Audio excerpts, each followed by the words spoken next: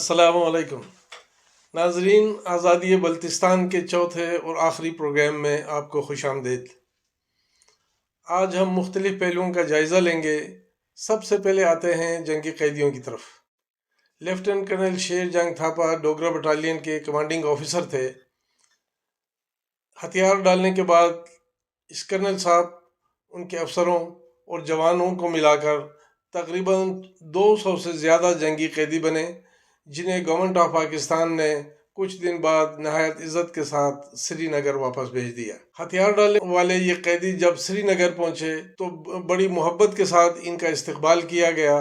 اور کرنل شیر جنگ کو تقریباً ہیرو قرار دیا گیا کہ وہ 7 مہینے کھڑپچو کے مشکل قلعے میں اپنے افسران و جوانان کو لے کر ڈٹے رہے۔ لیفٹیننٹ کرنل شیر جنگ تھاپا کی پروموشن ہوئی، انہیں بریگیڈیئر بنایا گیا اور گورنمنٹ آف انڈیا نے اپنے دوسرے بڑے عسکری اعزاز MVC یعنی مہاویر چاکرا سے انہیں نوازا۔ اب ایک جائزہ لیتے ہیں مقامی آبادی کا۔ وہ سخت غربت کا دور تھا جس وقت یہ سارے واقعات وہاں پر ہو رہے تھے۔ مقامی آبادی میں اتنی طاقت نہیں تھی کہ وہ ڈوگرا فوج کا مقابلہ کر سکتی، اس لیے وہ کئی سال ڈوگرا فوج کے مظالم سہتے رہے۔ قیام پاکستان کے بعد جس طرح پہلے ذکر کیا جا چکا ہے، گلگت سے رضاکار اور مجاہدین بڑی تعداد میں عسکردو آئے اور تقریباً 5 مہینے وہ کھڑپچو کے قلعے کے آس پاس کیمپ لگا کر رہے اور وہ بھی تقریباً عسکردو والوں کے مہمان تھے، جنہیں سنبھالنا مقامی آبادی کے لیے یقیناً ایک مشکل کام تھا۔ 5 مہینے تک جب یہ گلگت سے آئے ہوئے جوانان کھڑپچو کے قلعے کو فتح نہ کر سکے تو چترالی دستے کو وہاں پر بھیج دیا گیا، اور اللہ کی مہربانی سے اس دستے نے 18 جون 1948 کو وہاں پہنچنے کے بعد نہایت قلیل عرصے میں قلعے کو بھی فتح کیا، اور اس کی وہاں سے واپسی ہوئی تقریباً 7 ستمبر 48 میں، یعنی 2.5 مہینے اور کچھ دن چترالی دستہ بھی وہاں پہ رہا۔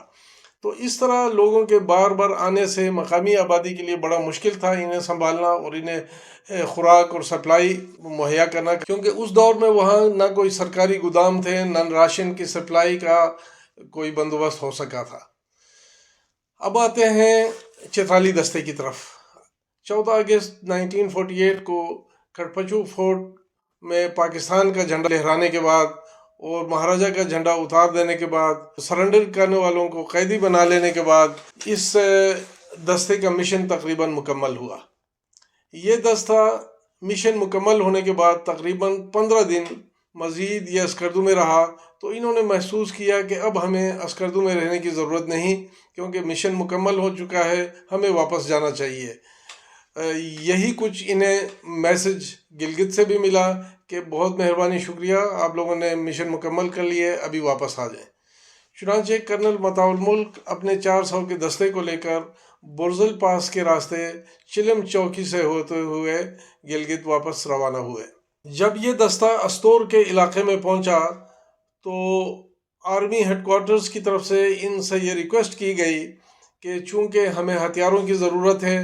آپ لوگ اپنی رائفلیں اور جو ہتھیار آپ کے پاس ہیں وہ ہمیں دے کر جائیں تو بہتر ہوگا، تاکہ نئے آنے والوں کو ہم اسلحے کی سپلائی کر سکیں۔ کرنل مطاع الملک نے کافی سوچ و بچار کے بعد، کیونکہ ریاست چترال سے اس وقت براہ راست رابطے کا کوئی ذریعہ ان کے پاس موجود نہیں تھا، تمام ہتھیار اپنے اور اپنے دستے کے آرمی کے حوالے کر دیے، اور اس کے بعد غیر مسلح ہو کر یہ لوگ گلگت پہنچے۔ اب گلگت پہنچتے وقت انہیں یہ امید تھی کہ ان کا استقبال کیا جائے گا اور انہیں شاباش دی جائے گی، لیکن گلگت پہنچنے پر 2 چیزوں سے سخت مایوسی ہوئی اس دستے کو۔ ایک تو یہ بتایا گیا کرنل مطاع الملک کو کہ کچھ عرصہ پہلے سیکرٹری دفاع اسکندر مرزا صاحب گلگت آئے تھے، اور انہوں نے یہ بتایا ہے کہ چونکہ جنگی قیدی کیپٹن گنگا سنگھ کو سول لوگوں کے حوالے کر کے کرنل صاحب نے غلطی کی ہے، تو کرنل صاحب جب گلگت پہنچتے ہیں تو انہیں فوراً جہاز پر بٹھا کر پشاور روانہ کر دیا جائے۔ دوسری خبر یہ ملی جو گلگت میں پھیل چکی تھی کہ چترالیوں نے عسکردو والوں کو بہت لوٹا ہے۔ اب عسکردو والے خود کمزور حالت میں تھے، غربت کی حالت میں تھے، تو جنگ لڑنے والے جوانوں کے لیے بڑی افسوسناک بات تھی، وہ اپنے پرانے پھٹے ایک دو جوڑے جو کپڑے ساتھ لے گئے تھے انہی کے ساتھ گئے تھے، انہی کے ساتھ خفگی کے ساتھ گلگت سے شندور کے راستے سے ہوتے ہوئے چترال واپس آئے۔ 12 ستمبر کو ایک چھوٹا جہاز پشاور سے گلگت پہنچا تو اس میں کرنل شہزادہ متاع الملک کو اس جہاز میں بٹھا کر چترال بھیجنے کی بجائے واپس پشاور بھیج دیا گیا۔ پشاور پہنچنے پر کرنل متاع الملک کو حراست میں لے لیا گیا اور پشاور کینٹ کے سگنل میس میں انہیں لے جا کر رکھا گیا۔ ان کے لیے یہ بڑی حیرت اور تعجب والی بات تھی۔ انہوں نے جب وجہ جاننے کی کوشش کی اور درخواست کی کہ مجھے بتایا جائے کہ مجھے کیوں گرفتار کیا گیا ہے اور کیوں مجھے قید کیا گیا ہے، تو انہیں بتایا گیا کہ بنگال ریگولیشن ایکٹ 1818 کے مطابق گورنر جنرل آف پاکستان کو یہ اختیار حاصل ہے کہ وہ آپ کو بغیر کسی وجہ کے اور بغیر پوچھے گرفتار کر سکتی ہے۔ یہ 1818 میں یہ ایکٹ برٹش گورنمنٹ نے بنگالیوں کے بارے میں بتایا تھا جو پاکستان میں اس وقت تک لاگو تھا۔ بہرحال کرنل متاع الملک سگنل میس میں زیر حراست رہے اور ان کے لیے یہ سخت پریشانی والی بات تھی۔ جنوری 1949 میں چترال کے حکمران ہز ہائنس مظفر الملک کا انتقال ہوا تو کرنل متاع الملک کو بھی سگنل میں سے سینٹرل جیل پشاور منتقل کر دیا گیا، جہاں وہ سیاسی قیدی کے طور پر نظر بند تھے۔ اس قید کے دوران انہیں معلوم ہوا کہ خان عبدالغفار خان پختونخوا تحریک کے سربراہ بھی اس جیل میں قید ہیں۔ خان عبدالغفار خان کو جب یہ خبر ملی کہ چترالی شہزادہ جو اپنے دستے کو لے کر اسکردو گیا تھا، کھڑپچو کا قلعہ فتح کیا اور پاکستان کی سالگرہ منائی، پاکستان کا جھنڈا بلند کیا،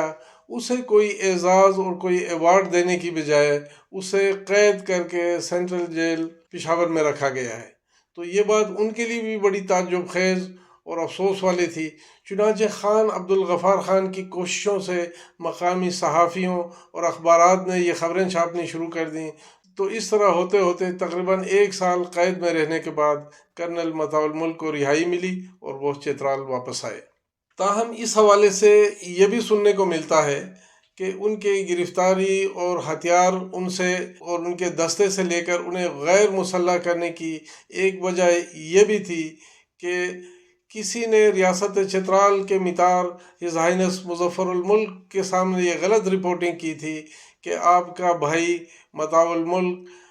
اپنے دستے سمیت اور مسلح ہو کے چترال واپس آئے گا، تو لوگوں نے چونکہ گلگت میں لکھ کر انہیں دیا ہے کہ آپ کے لیے ہم اپنی جان بھی دے دیں گے، تو اس سے ہو سکتا ہے ریاست کو کوئی خطرہ ہو۔ ناظرین، اس کے ساتھ ہی آزادی بلتستان کا آخری پروگرام اختتام پذیر ہوتا ہے۔ بہت مہربانی، بہت شکریہ۔